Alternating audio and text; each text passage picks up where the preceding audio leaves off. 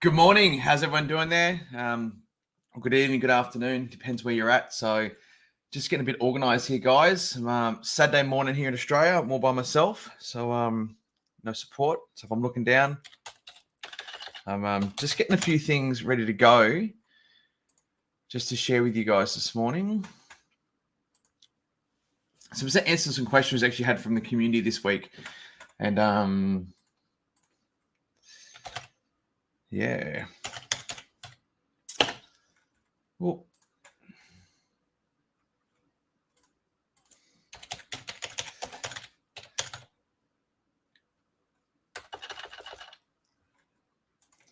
cool. Just gonna grab this question. I've actually lost my phone this morning, so that's why I'm a bit behind. Well, my son hit it last night before he went to bed, and he did a good job. So,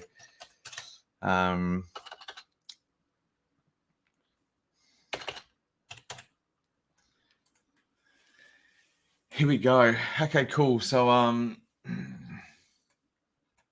done. I got that question. So, the first question I'm going to answer this morning, I'm going to go over. So, the whole intention of these AMAs is we're going to have a heap of questions every single week.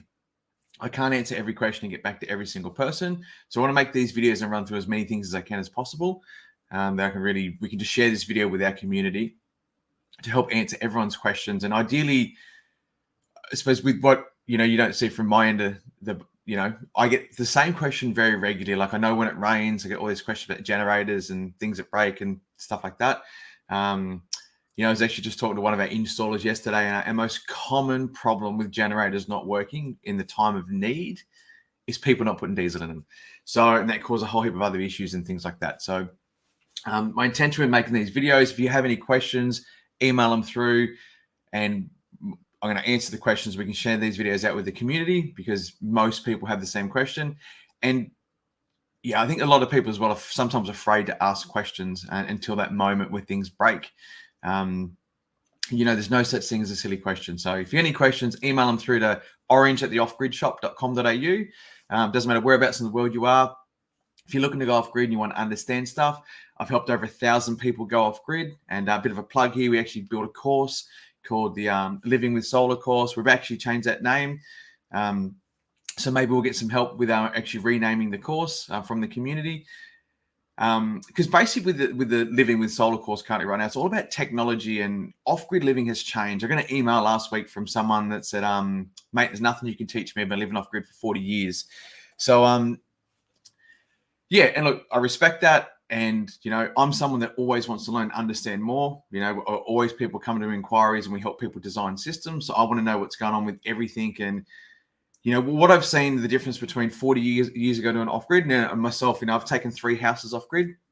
And the biggest difference for me, that so much has changed. I remember when we took a house off-grid for the first time, that the company that I was working with and learning from, it was gas cooking, gas hot water, battery technology just wasn't there. I brought an electric motorbike to be able to charge up the system because you couldn't have an electric car, and fast forward and, we did another system in 2017, and then even fast forward from 17 through to now, like just within 5 years, we have a fully self-sufficient house. We're not off grid. The grid's available. It's connected to my house. I can use it.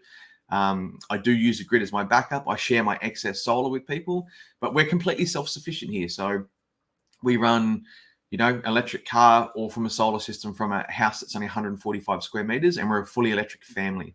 So everything in our house is electric. We electric motorbikes, electric whippersnippers, lawnmowers, chainsaws, you name it.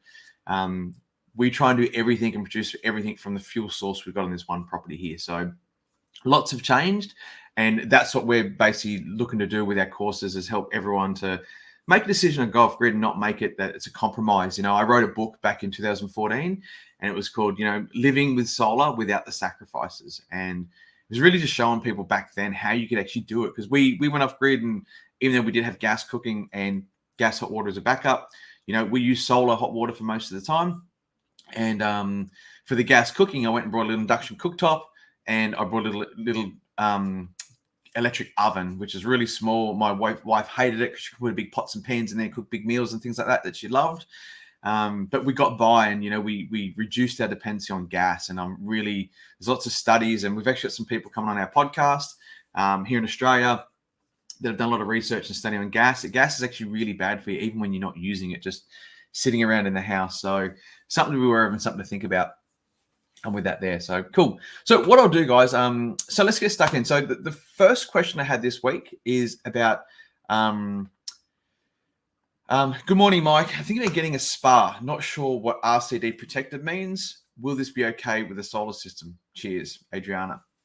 So look, I want to share my screen. I'll show you basically, come over here, add a stream. So I want to show you this system and what she's got. Now, this here is all fully enclosed now, little room off the side of a house, which is pretty cool. There's lots of stories about this system. Lots of stories. The first time we rocked up to do the installation on the day to do this, the house was one of those, you know, an old Queenslander, we call them here in Australia, with the raised houses on piers. They literally transported the house and moved it from one site to another. They really wanted the power to finish a few things and do the stumping and things like that. And we got there, and the house was actually on pallets. So if you stick around to the end of this, I might see if I can find the video of the house on the pallet. So it's pretty unsafe. I said that the guys got there, and I was like, no, do not get on that roof of that house. So yeah, we said get the house stumped, get it on its levels, and we got there and done it. So but okay, cool. So she wants to add a bring a calculator up here, a spa bath to the system. So an RCD, I don't know what you call them in the States. The earth leakage devices, ELDs, is what they used to be called here in Australia. But the whole idea with an RCD, or that protected circuit, is what happens when there's an earth fault. So, you know, you stick a fork into it. What's designed to happen that when the energy is going, you know, the electricity is going to ground. So rather than going to the appliance load, there's an earth fault. It's designed to trip. Now, something with RCDs is highly recommended. If you read the instructions, actually test them monthly, because how they fail is inside there's a little spring, and you know they sit around for 5 or 6 years and they don't get tested. The spring seizes up, it gets hard, rusty, whatever, moisture in the air, and they actually don't work. So I'd highly recommend RCDs. Actually go test it. And it's something that, especially living off grid, you know, I think a lot of our off grid customers are more educated, and because you're living off grid and you maintain your own stuff, this stuff more often, it gets done more often, where people that are grid connected think, oh, well, electricity is just something responsible for the network, and, you know, but I highly recommend go test your RCDs. There's a little button on it that says test, press that and make sure it trips. They will not trip if there's no power there. So if there's no power to that circuit, they will not work. So leave all the power on and go around and press all your RCDs and trip them. Cool. So back to the spa bath. Now, the reason I brought the calculator up here is most spa baths run on a 15 amp circuit. In Australia here, so we're going to talk about 240 volt. So 15 amp, 16 amp is what they call it, but 15 times 230 volts is what we're meant to be here in Australia. So it's normally a 3,600 watt load at those calculations. So the spa bath's normally going to pull. So she wants to know whether she can run a spa bath on this system. Now I'm going to talk you through the system and tell you what's going on here. So her house is pretty economical. It's got an 8 kVA inverter here. So we've got the Victron. Can we see the Fronius somewhere? She does have another AC coupled inverter in this situation, which I'll see if I can find it. Nah, we'll stick with that picture. There is another inverter in this system, which we use as an AC coupled. I'm pretty sure it's a 3.3 kVA. It's pretty sure what we would have designed back in the day with this system here. So how the AC coupled system works is literally solar shines, it runs the loads of the house. So as an example, for the spa of a day, when the sun's cranking, the spa will actually take the energy from the Fronius, from the AC coupled inverter. It actually won't take it from the Victron or the batteries during the day, as long as the sun's shining. So the spa will actually take that load. Now, what happens is when the spa's not using that load, it'll send it back to the inverter. The inverter will then send it down and charge the batteries. Now, I would say to this customer, yep, if it's a sunny day, you can put a spa in, you can run it, no problems at all. So that's what I would say with this here. The downside with this here, I'll show you some calculations now. So these batteries here, they're Power Plus battery, Australian made, or they're assembled here in Australia, but they get that tick of approval to say, hey, you know, you make those in Australia, you put them together here. These black batteries are Power Plus is really the best battery that they sell. They've actually got a newer technology these days, a better battery. But these ones here, the most reliable battery. You actually don't think I've ever had a black battery fail from Power Plus. So I'll have to look in those stats and share that with you. But I actually don't think I've ever had a warranty claim on one of their black batteries. So they've got 3.3 kilowatt hours of storage in them. So 3.3, she's got 3 of them there times 9. Okay. No, not times 9, because that's so 3.3 times 3 equals 9.9. So you've got 9.9 kilowatt hours of storage there. And look, most battery manufacturers say that you can actually use 80% of your battery capacity. Lithium and these things, you can actually take them down to 0 every now and then. And it's just what I really like to see in the industry with battery warranties is change the wording and actually do energy in, energy out for people to really understand. So your warranty should really be of how much energy you use out of that battery over the life expectancy of the battery, basically, is what we want to be looking at. So, yeah, so with these batteries here, you can use 80% capacity. So, minus 80%. Well, so we're minus 20%. So we've actually got 7.92 kilowatt hours of usable storage in there, basically from a manufacturer's warranty and what they recommend you use the battery. So we've got 7.92 kilowatt hours, which is 7920 watt hours. So now with the Spa, they very rarely pull that 3,600 watts all day, every day. And there's this whole misconception that people say that with Spa baths, they use less energy if you leave them on heating up. It's not true. If you look at over a 24-hour period, you're better off. And if it's something that's getting used all the time, 100%. So, putting covers over your spa and things like that so the hot water doesn't go out. And I'm going to teach you some tricks and things that customers of ours have actually done over the years to save energy on their spas, and something to think about if something that you really want to do. So you're better off with the spa bath is using it of a day. Say for example, it's going to be a good day, weather's cranking. In this sort of situation, you'd probably at 10 o'clock in the morning, most of the systems we've designed over the years is that most of the systems we design at 11 o'clock, the batteries are full and you get all this excess energy off grid. Your solar panels turn off. If you don't use it, you lose it, basically. So what we've got here with this here is we've got 7,900 watts. If we turn it on at 11 o'clock of a day, that's when we're going to see that solar ramp up and use all that excess energy. It's not going to take it from battery. So we're going to heat it, from 11 o'clock through to maybe 3 o'clock, that's when we're going to heat the spa bath. Now, I'd highly recommend, if it's possible when you're buying a spa bath, is to have one that you can turn the heating and the bubbles and jets off separately, because the heater is what's going to really use that energy capacity. Now, what will happen once it gets heated up and it gets to that end usage of an afternoon and you want to use it, the reality is, just to say it's using half the energy. So rather than 3,600 watts, we'll divide that by 2, and it's only going to be using 1,800 watts, and we've got that 7,900 of usable capacity. Make this a bit bigger. No, it doesn't make any difference. So if we've got that 7,900 watts and we divide that by 1,600, so what we can do from batteries, the sun's gone down, it's disappeared, we're using half the capacity of the spa. That actually means that we can actually use the spa bath from batteries for about 4.5 hours. So about 5 hours, that makes sense. So what's going to happen there? You've got 5 hours for this battery to run your spa bath, and then it's going to be out. And remember as well, you're probably going to have in your house, you're going to have your lights, your TVs, fridges, and stuff like that. So there's it's probably not going to be the last 5 hours. And do you really want to use all your energy from your battery just to have a spa bath? Now, to think about it, some things that our customers have done over the years, you can actually use black poly pipe, wind it up in a big spiral, and have the water run through that there. So to help reduce the energy consumption you're using. The other thing is using fire, but it's one of those things that if you don't have access to firewood, I'm not really a big fan of bringing firewood in if it's something you actually don't have access to. So something to think about there with that.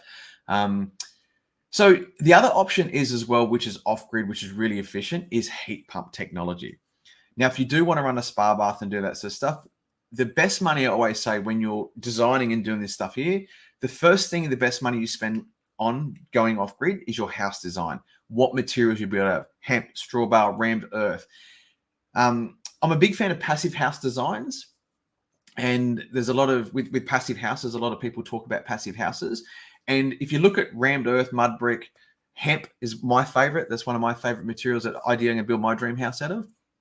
That what happens is by default, these buildings are energy efficient. So you get a house that's energy efficient. You don't need a heater to cool it.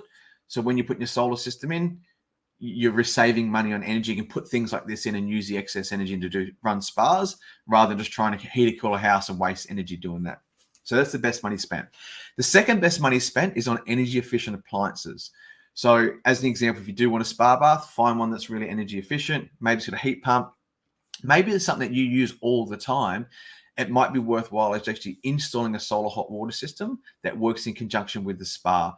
I know a lot of heat pump technology these days. You can actually have your solar hot water system on the roof, integrate with your hot water system, which you could use that system as well to heat underfloor heating or heat a spa bath, things like that. So there is lots of different technology out there in these days. And that's why I said about our off-grid course, Living with Solar Technology. We're looking to rename that course. Any suggestions for it? Hey, send it through. Because that's what it's all about, showing you all the technology on the market available to put together so you can live off-grid without the sacrifices with going off-grid and being self-sufficient. So something to think about. So cool. If any questions about there, just post in the comments below. If you're watching this as a later on post, and I actually answer every single question in our videos. Myself personally, it was funny. I had a guy the other day come here to pick up his solar system he'd actually purchased from us. And he said, "You're the guy from the videos." And I was like, "Well, who do you think you're going to come see, mate?"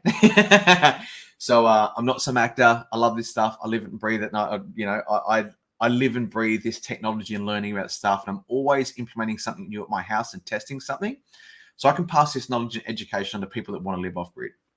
So a couple of options this customer has here if they want to run their spa bath overnight. Pretty confident the amount of solar panels that she's got would suffice. To basically, there'd be enough to run the load on that there of a day, to do it all of a day if that's something that she really wanted to do. I'm just flicking through some photos here, just trying to find some stuff. That's that. So yeah, so she could add some more batteries. So which is one of those things, those lithium batteries are not cheap. They're $3,500 or somewhere around that. Here's a photo I'm going to show you of how the house has arrived. I'll share this now. So it's actually funny how amazing this house actually looks these days.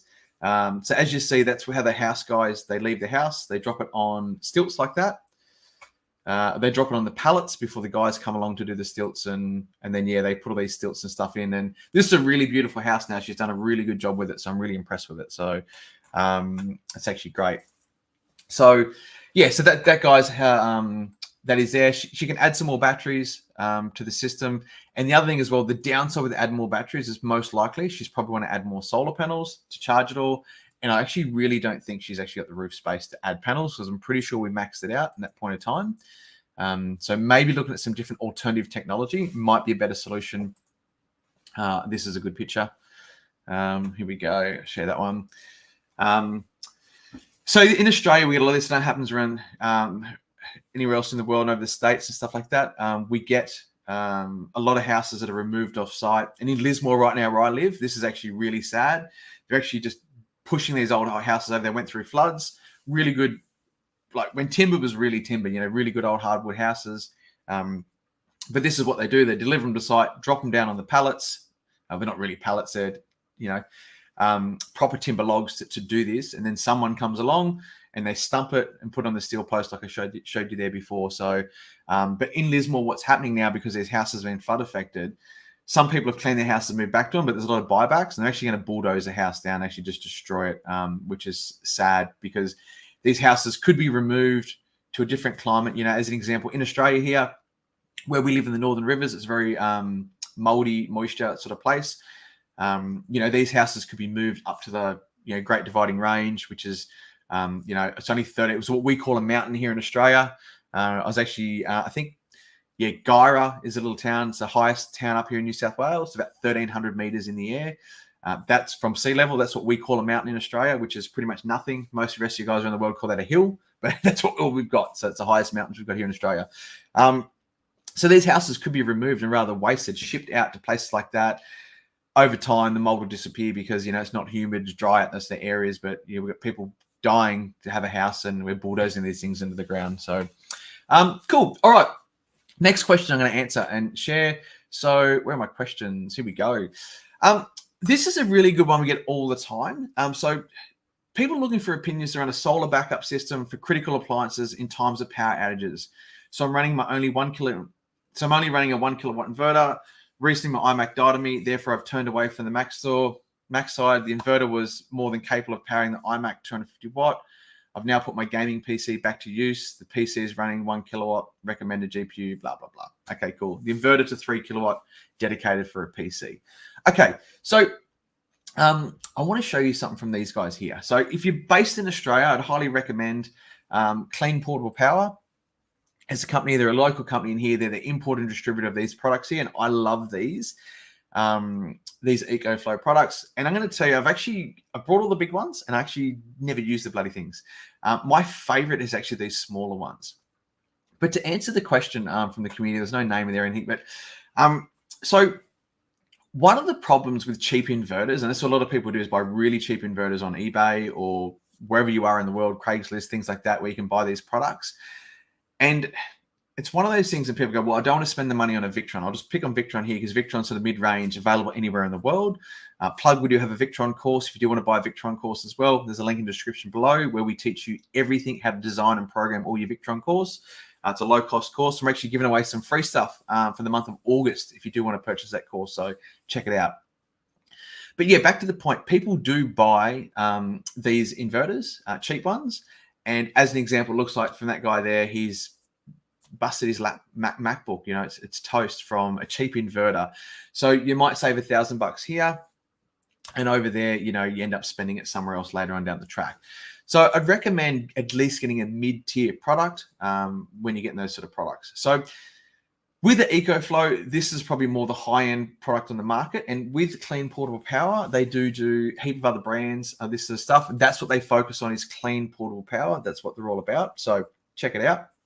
Now, with these little UPSs is what they call them. I've actually got one here in my office. The way I use it, I like the smaller ones because I use it all the time. I actually take these everywhere with me. Like I said, I've got the smallest one, which I've actually got the River Pro, which is technically not the smallest one. I've actually got the old version of this here. Now, this here would definitely run a UPS backup. If you're looking for a cheaper alternative, you're probably looking better off to go to a computer store to buy something like a proper UPS. So what a UPS is, an uninterruptible power supply.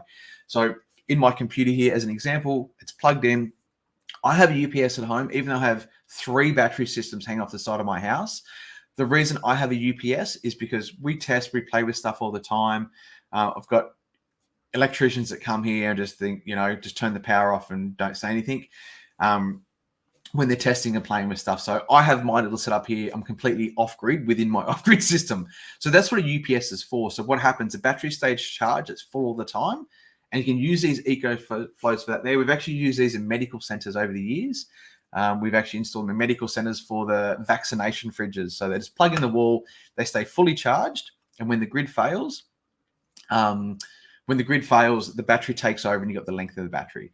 So choosing one of these is really about how much battery storage you want and how big of a load that you do want to run. So let's go back to this question. We'll get the calculator out. So iMac 250 watts.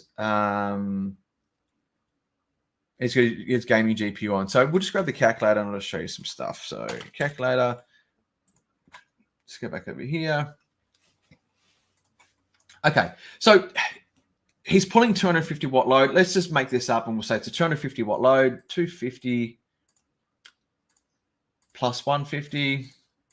We've got that 400 watts. So we're going to want something that can run a load 400 watt consistently. Yeah, I would debate the iMacs pulling that. They normally pull about 110 watts, but that was the numbers that we're giving you. Better off to overestimate this stuff anyway. So a 400 watt load consistently, it's not going to do that. So the load demand, the peak demand, these little rivers. So we have a look at this one here. So This has got 256 watt hour of capacity. Let's actually, okay, this 300 watt. There we go. I missed that part. Okay, perfect. So this has got a 300 watt AC inverter. So that means that the maximum amount of power it can deliver at any one time is 300 watts. This one's not going to do the job because we got a 400 watt load. Now, it's got 256 watt hours. So the reality is this here, we got 400 watt hours. If you divided that by 60 minutes, so it's going to use about 6 watt hours a minute. So we've got 256 watt hours here. 256 divided by 6 equals 42 minutes. So the reality is it's going to run that load. Well, it's not going to because it's not big enough, but it would run it for 42 minutes. So I hope that made sense. Yeah, we actually have a video on our YouTube channel. I actually think it's in our private community, maybe. It is. It's actually in our private community. So basically, it's about really understanding the watt hour and learning about it. There is a lot of other videos on YouTube. I think we do have a basic one on our YouTube channel. You can check it out. If we do, I'll get the girls to post the link in the description below. It's the most valuable lesson you will learn when it comes to going off-grid is understanding the watt hour. It's really underestimated. So, okay, cool. So let's back to the thing. So 400 watt load. So we step up to the ReverMax 2. This one here actually would run that load. So 512 watt hour capacity and a 500 watt inverter. So it's going to give us our energy demand. It's going to be able to handle that. And for the length of time, so 512 watt hours, 512 divided by 6. So it's 85 minutes we're going to get to run our UPS load out of this one here. Now we go to the next one. So it's 800 watts, so we double the amount of capacity, so we can run more things. And this is the problem with most systems. And one of the biggest reasons that I designed systems were actually use an AC coupled inverter in a system, which I'll get to explain to you. But the biggest problem is the more usable capacity, so the more load you can pull, the faster you can flatten your battery. So in this situation here, we've got 768 watt hours, 768 divided by 6. So we've got 128 minutes, about 2 hours we can run that load for in a UPS situation. Now, the reality is in a UPS situation, it's not probably going to use that 400 watts, but you're better off to overestimate than underestimate because otherwise you'd be unhappy. Excuse me, just grab a drink there. So something to think about. Now, the reason I do this and use the AC coupled systems in an off-grid situation, because what happens is of a day, it gives the customer, and you get more usable power of a day. So when the sun's out, you can turn dryers on, washing machines, welders, you can do a lot more. What it does, though, it teaches you to work with nature and it protects your batteries because you can't pull that same amount of capacity at night because you lose. Because when the sun goes down, you go back to your off-grid inverter and it's a lot less energy you can pull from the batteries, which most systems we've tried to design over the years that if the customer run the inverter flat out overnight, and you'd struggle to flatten the battery, if that makes sense. But that is a real costly exercise to do that. But that's how a lot of installers design their solar systems. And that's why you see people that get ridiculous amounts of quotes for costs of energy because installers don't sit down and have this conversation with customers and educate the customer and say, hey, look, if you do this, this, and this, and this, you're going to save this. And, you don't need to spend all this money on battery capacity. But a lot of installers never want to hear from their customers again. They want to put a system in, done, and just never powers down or shuts down, which is really costly for everyone involved because you have to put all this extra battery capacity in to make sure that works. So something to think about. Knowledge and education on this sort of stuff will save you so much money is the reality. And that's the reason we built our Living with Solar course, because you can save so much money. Now, if something you're considering to do our Living with Solar course, you actually do get access to trade prices. So once you've completed the course, you'll actually get trade prices. And that's here in Australia and the States. I'm working on some places in the UK, but at the moment, if you did decide to do the Living with Solar course, you'll get trade prices. So what that means is rather than paying retail, you'll pay wholesale, and that can save you somewhere between 20 to 30%, depending whereabouts in the world you are. So, if you're in the States and you're looking to buy a $20,000 solar system and you can save, 20% off that there, that's going to save you about $4,000. So something to consider and think about. And if you're in the States and you're looking to do this course, it's pretty much half price for you guys at the moment because our dollar's terrible here in Australia. So they were two questions that I know we wanted to answer. And I'm just going to check. I know we had one more. they want to go over and cover. Well,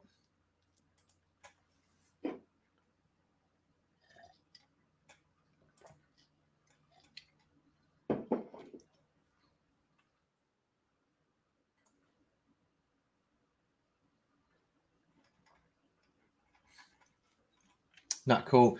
If anyone's got any questions out there, feel free to post in the comment in the chat, and I'll have a chat with you about that.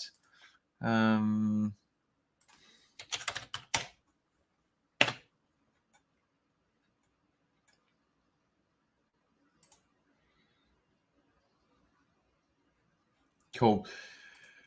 I think off the top of my head, the other question was regarding about. I actually don't think it was from a community member.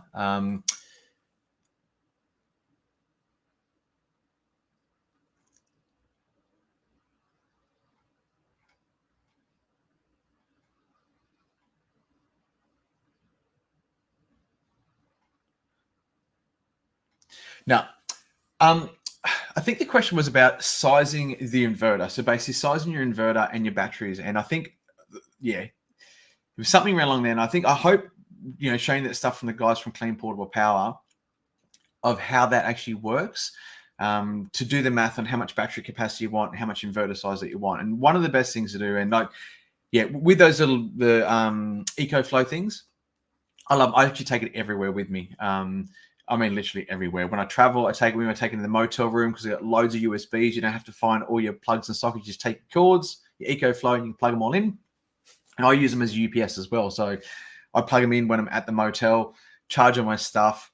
I charge all my stuff when I'm in the motel, get the batteries full, and then we travel. We can have things on charge on the go and things like that. Like we do lots of footage with GoPros and cameras and computers and stuff. We need to keep alive all the time.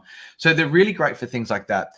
And it's just really working out your battery capacity, how much you want things to last for in a blackout situation. And the bigger the inverter you give yourself, the quicker your battery storage is going to run out. That's what it sort of comes down to. And rather than trying to go in and buy a whole full off-grid solar system, those little EcoFlows are unbelievable because you can use them at home as your UPS backup when you go camping. The way I use it, I literally plug it into the car while we're driving. So I get charged by the car. We plug the fridge into that, which basically keeps the fridge alive, which is great.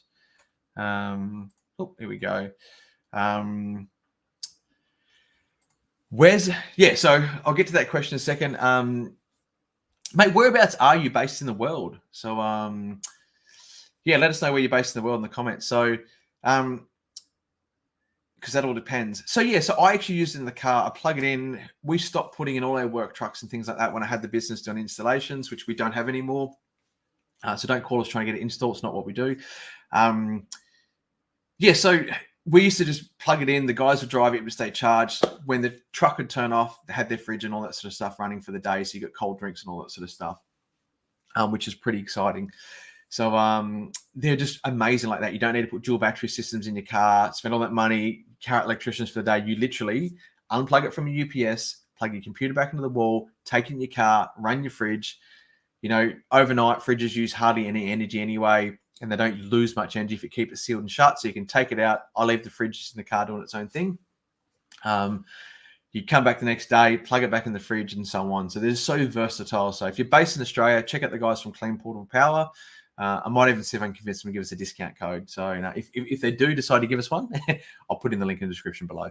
So so really amazing products. And the reason I talk about the Clean Portable Power guys, if you are looking to do that sort of stuff, they do have a few options. So they don't just sell the EcoFlow, they do the Blue Eddy, they do the Jackery and stuff like that. EcoFlow is a great product, but also there's been a lot of comparisons out on the internet there that in one range, EcoFlow is amazing and does really well, where the Blue Eddy is better in a different size inverter. So the guys at Clean Portable Power, if you're based in Australia, are better to talk about that sort of stuff because they're all over it. It's what they do. And let them know that you saw it here in the off-grid shop. So cool. So it's not really, I wouldn't recommend going investing in a huge, big solar system to just run things like that or really understand or even try and do it from solar. And the other really good thing about the little EcoFlows is you actually can just plug a solar panel in them and plug a solar panel into them and charged up from solar as well. So you do have that ability, if you do lose power for a long-term situation, or you don't want to use it as UPS at home and take the power from the grid, you can plug it in and cycle it.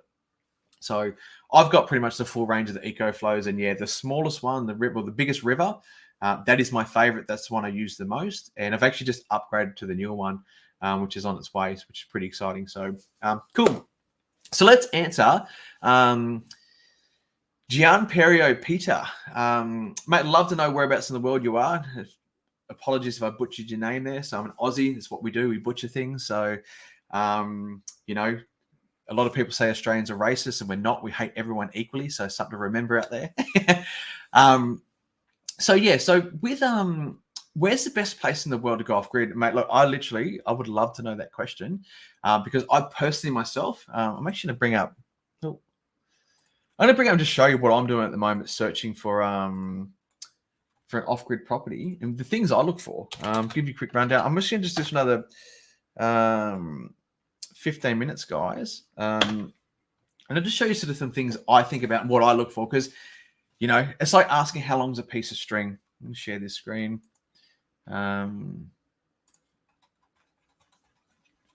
Okay. So look, currently at the moment, I live in Lismore, down here in the Northern Rivers. It's close to Byron Bay. Personally, I don't like Byron Bay. Not really into the place. So I like all this stuff out here.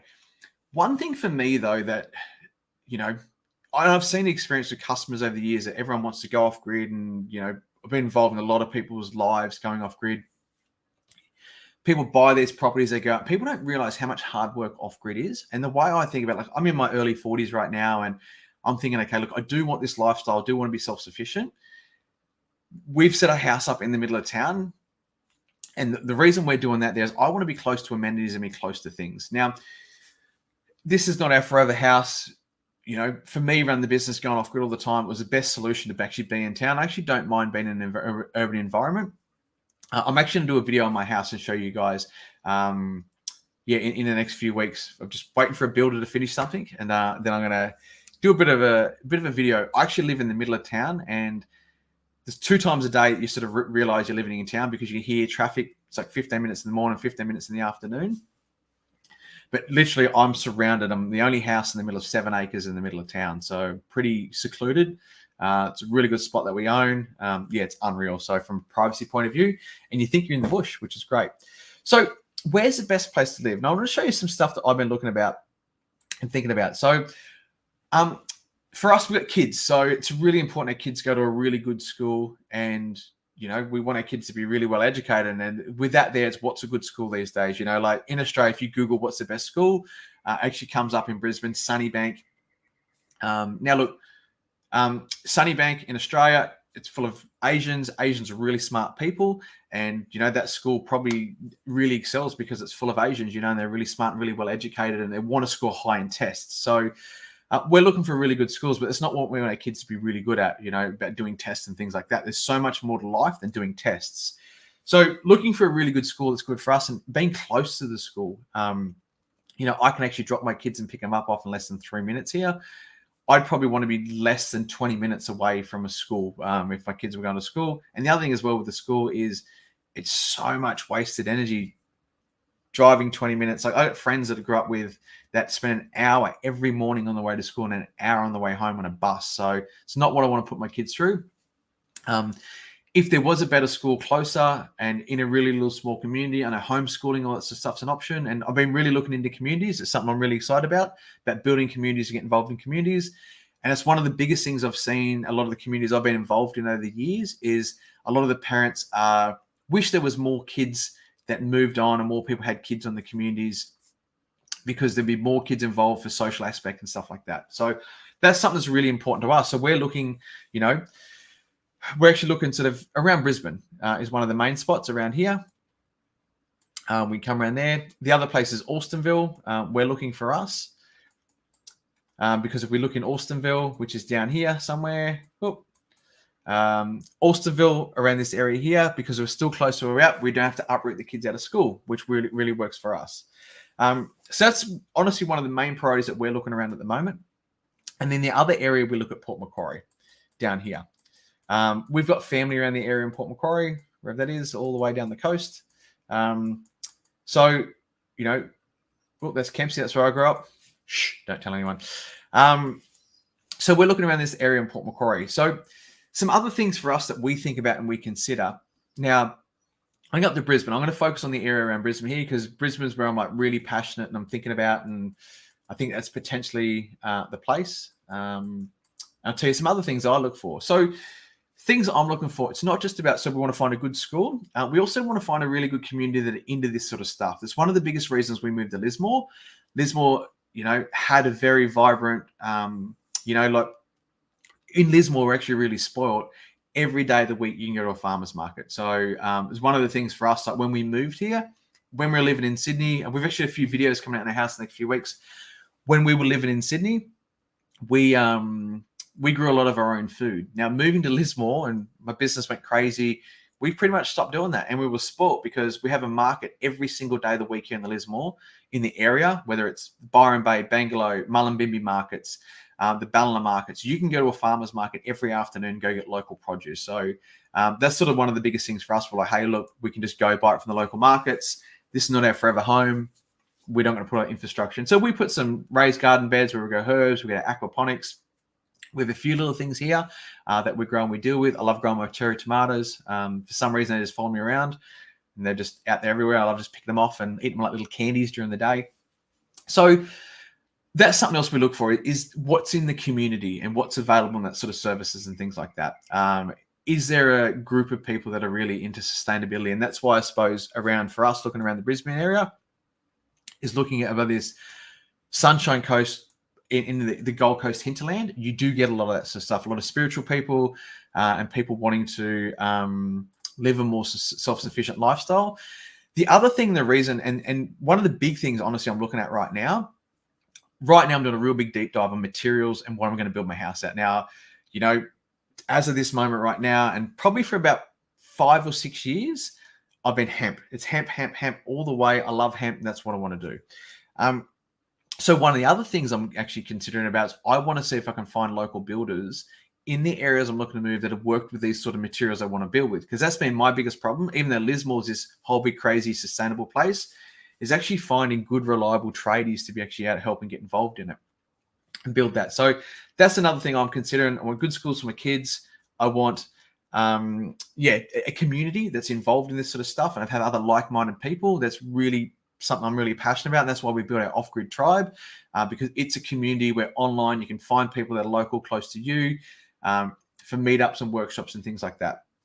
So community is a really big priority for us, to know that we're surrounded by people that have the same intentions, because, you know, we want our kids to go to the school where, you know, all the parents are living that same sort of lifestyle. You know, we know that odd ones out that we're the hippies and we're trying to do what we want to do. And don't get me wrong, I'm not all about saving the environment, saving the planet, all this sort of stuff. To me, it's about a mindset and how we live our lives and what we teach our kids. I'm spending a lot of time right now teaching my kids about how to survive if I'm not around. So, you know, communication is one of the big things. I'll just give you a thing on the weekend. We went to SeaWorld for my wife's birthday. She wanted to take the kids there. She loves that place. The kids love it. So I went to SeaWorld for my wife's birthday. And she was actually outside the park. And my son wanted to go back in. We got to the gate and we didn't have the tickets. So my son's like, Dad, what are we going to do? And I said, Bud, I'm going to teach you how we're going to roll this and get through. And it was simple. And I just said, lady, hey, look, hey, we're in here. We went outside to grab something. My wife's inside with the tickets. You know, we don't actually have them. We just want to go back in for the last hour. It was the last hour of the day. She's on the other side of the park. Is it okay? She's like, yeah, no, of course, go through, you know. So, and I had the conversation with my son to teach him that life skill. And that is a life skill to be able to do that. I don't know how many people watching this video or in life that you would have got there, you would have stressed out and gone, oh, I got to get the tickets. I got to go all the way back there. It would have been a 20-minute walk for me to get the tickets for my wife. And we just want to go and do something for half an hour for the park shuttered, you know. I didn't want to waste that time. So I've been teaching a lot of things, that skills like that to my son and my daughter.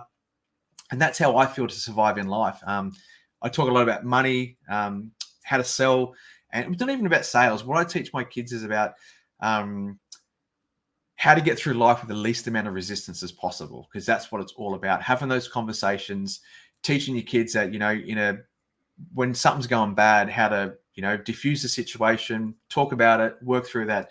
Everyone less upset, we move forward in life, and we don't waste all our energy on doing silly stuff. So just about how to get through life with the least amount of resistance, and little things like that of how to just get into a theme park and just sell a story, because that's all it is. It's a story to say, hey, look, tickets are in there, we're in. So little things like that. So that's important that I'm involved in a whole community that thinks and are on a similar path of wanting to bring our children up in that sort of way. So that's sort of what we're looking at. And, the other thing for us as well, we're looking to get a Lismore, because Lismore was highly affected by the floods. So we get hammered with the floods there. So another really important thing for me is no floods, but also I'm looking for an area that's drier with humidity and moisture and stuff like that. Yeah, I don't like the humid. I love Queensland. To me, there's actually just this feeling when you leave the border and get over in Queensland. My wife really wants to move to Port Macquarie. We want to move to Brisbane. That's why Austinville's in the middle. Austinville even itself, Austinville's a lot less humid than Lismore. Lismore's really humid. A lot of mold and things like that. So I think about, okay, where's a really nice spot? And lots of places have lots of microclimates. So when you get up in the hinterland of the Gold Coast and you start getting a bit higher, a lot less moisture and things like that. So where's the best place to buy off and go off grid? Well, it really all depends for you, what you want to do. And that's like so I hope that's giving you some insight of what I'm thinking about, what I'm looking at and what I'm trying to achieve in my life. But that all really comes down to you and your situation, your family, what you want to achieve, and what does off-grid really mean to you. And it's one of those things that, for me, I'm involved, and I know there's probably a lot of Americans watch this, and the reality is probably most guys won't watch this to the end of the video, so it's probably not going to be viral. But there's this real whole big thing about going off grid and screwing their utilities and stuff in the government, and and it's not what it's about. Like, we're all humans, we're all in this together, and staying connected to the grid, in my opinion, is a better solution to help support each other. Like, I get connected to the grid. Any chance I get, I'm connected to the grid. If it's available, and say for my customers, if the grid's there, we design everything around when we're working with the contractors and installers. So that's why I'd help design systems. If the grid's there, we want to use it, we want to keep it. Because my intention is we want to feed all that excess energy back to the network, and we want to help all the other people out there that are less fortunate. I'm going to quickly show you something. So Charge HQ app is what we want to do. No, we want the app. There we go, down the bottom. So energy prices. They say that renewables are making energy prices more expensive, all this sort of stuff. This is my house right now. Oh, my car's plugged in. Is that charging? No, it's not. Okay, cool. So look, right now we're pulling a kilowatt hour from the grid. So our batteries have gone flat. We've gone back to the grid. We're using our generator, basically. So right now in Australia, even though energy prices have soared and gone through the roof, we're only paying 6 cents a kilowatt hour to buy energy from the grid. Now, that's not the true cost. There's a little bit extra. So let's say we're maybe paying 10. There's all this other stuff that goes on it. We're only paying 10 cents a kilowatt hour. Most people are getting charged 45. Now, there's 10% renewables in the grid. And if this was down to 1%, those prices would be higher. Renewables actually do make the grid cheaper. The problem is why renewables are getting the blame. They're shutting all these coal-fired power stations and stuff like that down. Because the coal-fired power stations, they're not surviving and making money, because before they used to make a consistent money all day long. So let's say maybe the price used to be 20 cents all day long. For a good old coal power station, they just tick along all day. They've been making 20 cents all day long. The problem with the coal-fired power stations these days, why they're all getting shut down, is because the energy prices of a day, sometimes these go into minuses and into negatives. So that means if you're connected to the grid, you can actually use that energy for free. Now, Australia is a bit different to anywhere else in the world. We have a really big, large connected network. In the States, as an example, because I know 50% of the people who watch this YouTube channel are from the States, it'll be local, each county, government, state has its own sort of energy network, and it's all managed by itself. So for us here in Australia, we get really cheap energy. So the price actually has come down. The reason all the prices are going up is coal-fired power stations need to make their money back and cover their costs, and same for everyone else that's not a part of the renewable team. So what they try and do is put the renewable energy in the negative during the day and cost the renewable. So they're trying to, hammer, and if the renewable energy is not getting sold to someone, they pay. So if I'm feeding the energy back to the grid in the middle of the day and it's in negatives, I'm actually getting charged. So they're trying to stop it getting fed back. And when there's a lot of abundance of renewable energy, it's actually, you're getting paid to use energy. If you've got solar, you're getting charged, which doesn't make sense. As you can see, the price changed. In Australia, the price changes every 5 minutes.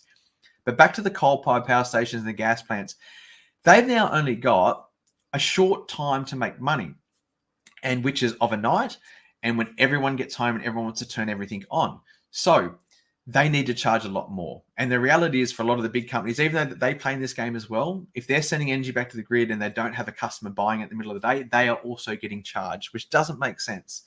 And as you can see, it's a real numbers game. It's just about the money, is the reality, and who's losing, who's not. And so renewables are actually bringing the price of energy down and competing against the stuff here. What everyone really needs to focus on, is when you use your energy, if you can transfer. And that's why having a small amount of batteries, literally just to get you in Australia, what really works is that, from 5 o'clock through to 9 o'clock at night, just enough to get you through until that peak energy is gone off.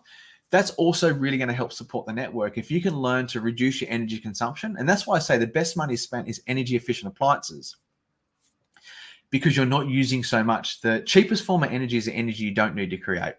So,